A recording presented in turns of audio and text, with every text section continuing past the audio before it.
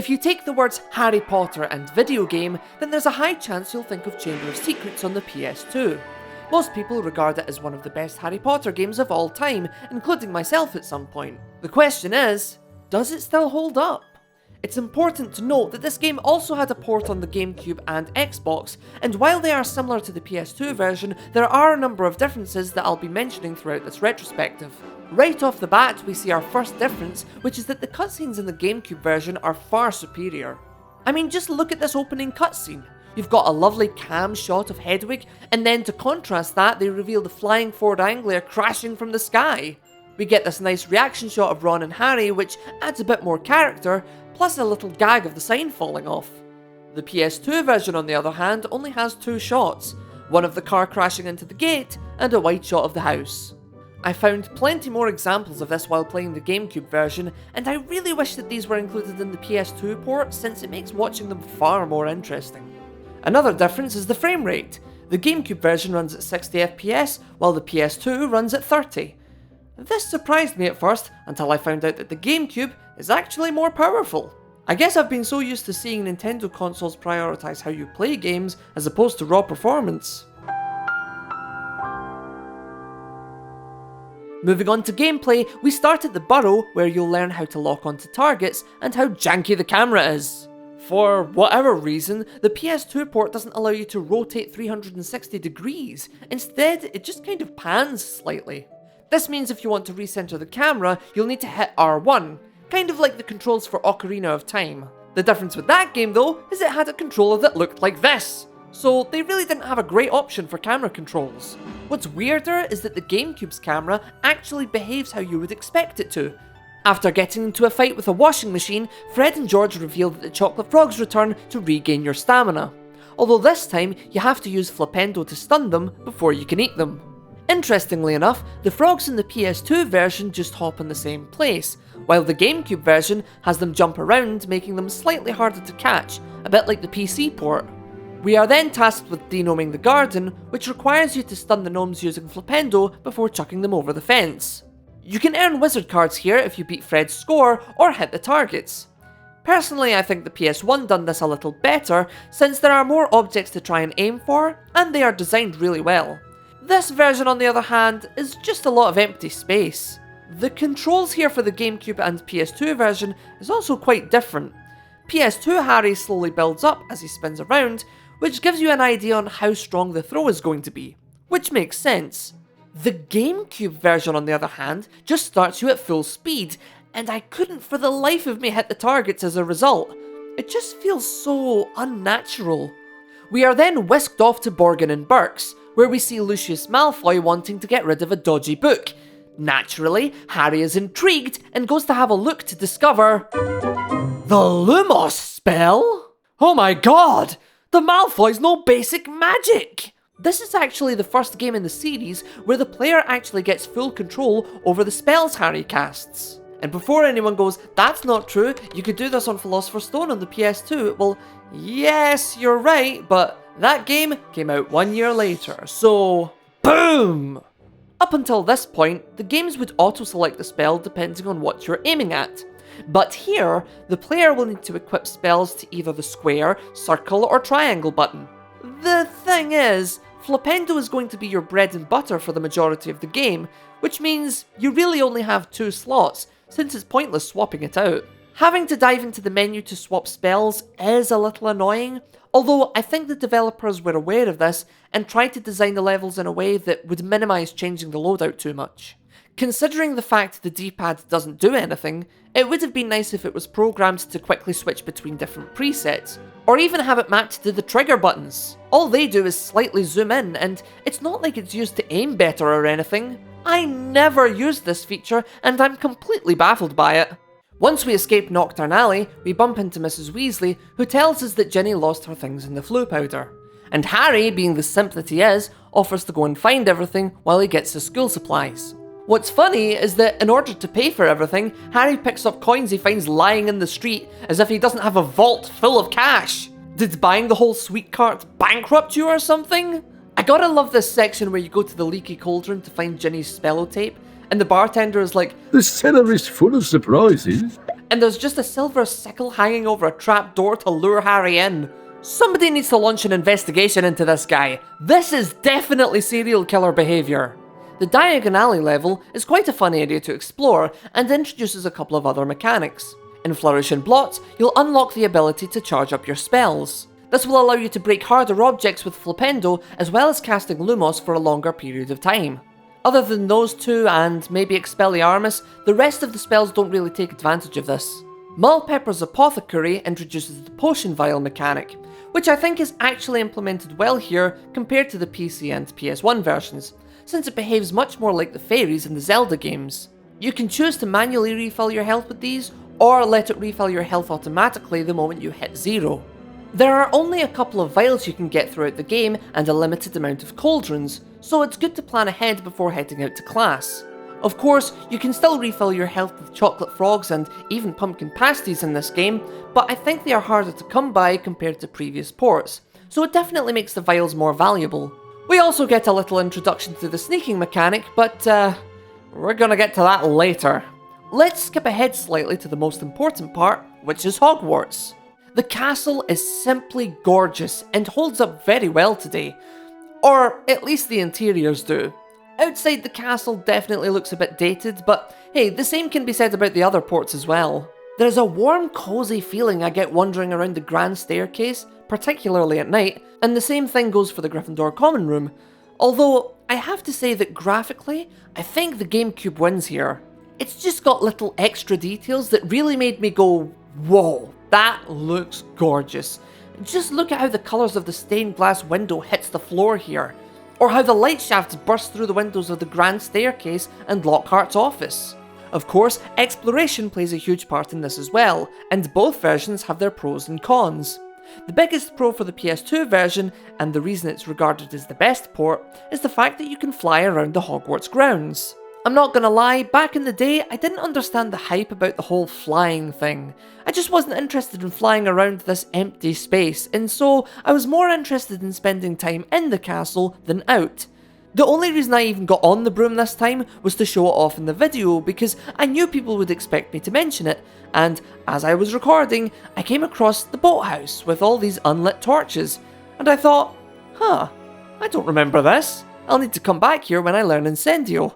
Then I found more in an empty courtyard, and then I noticed this student just chilling on the roof, and I was like, what are you doing there? Then I found out there's a gnome throwing competition where you need to throw the gnomes into these rings. If you beat the high score, you get a wizard card. These little moments just gave me a dopamine hit that made me want to keep on searching. I found different kinds of races, and there's even little fetch quests to find missing objects. 2 different kinds in fact. If you read the notice board in the Gryffindor common room, you'll get information about where the object was last seen. And if you bring it back, you'll get a wizard card as well as some house points. There are also various students outside that will ask for your help, and if you complete all these missions, you'll get a key to the confiscated storeroom where you'll find a bunch of chests that contain wizard cards as well as the largest Bertie Bott's every flavour beanbag. There are 101 wizard cards in the game, and for every 10 you collect, you'll increase your health bar. Bertie Bott's every flavour beans are used to trade in Fred and George's shop, which can be found in a hidden bathroom. Which is kinda gross. You should definitely sanitize everything after purchase. Here you can buy more wizard cards as well as stink pellets and non-explodable luminous balloons, although I never really used those. There's also a potion vial you can buy, but the most important thing is to buy the Alohomora spellbook so you can open certain chests and doors later on. One minor nitpick that I've got is that there's not a lot of secret areas in this port like the PC has. Walking through a door to find a chest is nowhere near as exciting as finding a fake wall or a portrait. There's also a lot of doors that you can't access or are completely empty, so to me it doesn't feel nearly as exciting. I always wondered why there were rooms with nothing in them, and it wasn't until I played the GameCube version that I realised that these rooms were designed to contain some of the missing items that are on the notice board, since you can't roam around outside.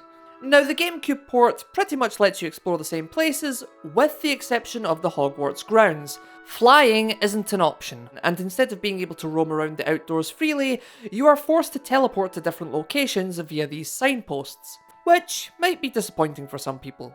Now, I did mention that both ports have their pros and cons, and while the GameCube doesn't allow you to explore the grounds as much, the biggest pro I've found is that it has significantly fewer loading screens. I'm not really sure why this is, but an example is, if you go to the 7th floor on the GameCube version, there isn't a door between the grand staircase and the 7th floor corridor. In the PS2 version, however, there is, and that would trigger a loading screen. Both games also have this secret passage to get you from one floor to another, and the GameCube version doesn't require a loading screen, but the PS2 version does. Again, this is very nitpicky, but it does make exploring in the GameCube version slightly less irritating, especially when you're going back and forth from the Gryffindor common room delivering those missing items. But that's not all! The GameCube version also has significantly fewer stealth sections. Thank God! If you've played this game, you probably already started getting a nervous twitch from just the mention of this. Every night, Hermione will ask Harry to go out of the common room to fetch something for her, and since students aren't supposed to be out of bed, you have to try and avoid the prefects. If you get caught, you lose house points. This might not have been too bad if the camera wasn't so atrocious. You get a very limited view of what's around you, and sometimes when you try to pan the camera to get a better view, you just end up feeling completely disorientated. I lost count how many times I tried avoiding one prefect, only to be caught by another one off screen. It makes losing house points hurt even more because I feel completely cheated. Take this example where I exit the library. I thought I was clear to move, turned the corner, and there's a prefect standing right there. I literally can't move the camera to see where he is, and I'm afraid that if I just stand here waiting, I'm going to get caught. But no, apparently, this is totally fine. If only there was a magical item that could make Harry invisible, like a hat, or shoes, or a cloak! A cloak of invisibility! That sounds like a great idea! Oh, and let's not forget the fact that in order to get to Fred and George's shop, you have to sneak past Percy. And it's not like I'm sneaking out of the common room or anything, this is a shared space that he's decided to hog just because he's studying. Studying what? The spines of the books? The only satisfying thing about these sections is when you transform into Goyle, since if you get caught by the prefects, they deduct house points from Slytherin. Let's face it, we've all deliberately been caught just for this. Now, there's no point attending a school of magic if you aren't going to learn spells and attend classes. I'm not going to go over every spell and what they do, since they're pretty much all found in the other games as well, which I've already covered. I mean, there's a lot of these games, and there's only so many times I can reword the same thing over and over again. What I do want to talk about though, is the classes. Once again, Harry is picked to go into these challenge rooms, although instead of learning the spell before you go in, you have to find the spell book and then use the new spell to find your way back out. I have to wonder, what are the rest of the class doing during this time? Are they just staring at the wall wondering if he'll ever come back out? I find these classes to be a bit on the weak side. Not quite as weak as the PS1 version, because in that game you just repeated the same task 3 times. It's not that bad. No, what irritates me about these sections is that they feel completely disconnected from the rest of the castle. The lighting and the layout makes it feel more like a dangerous dungeon rather than a school for kids. Compare this to the PC port, which feels like a continuation of the rest of the castle, and although there is some ominous lighting in certain levels, I never felt like it pushed it too far. This area, on the other hand, looks more like what I would expect the Chamber of Secrets to look like. Lockhart's class in particular really irks me because it looks nothing like how we would actually decorate a room. Are you telling me that this goofball, who's so much of a narcissist he has portraits of himself plastered around the room, is going to install this? Again, the PC port gets this right as there's statues and portraits of him everywhere. Plus, the enemies in that port seem small enough that, while it's still technically child abuse, at least I could imagine a young wizard being able to deal with them. And we can imagine that when Harry falls through a hole, there's an enchantment to stop him dying or whatever. But this? No. One whack and you've turned into jam. Oh, and another thing, in Lockhart's class you learn Expelliarmus, right? And once you get the spell book, you have to play this game of tennis with a gargoyle where you deflect its spells. This would make sense to demonstrate how the spell works, right?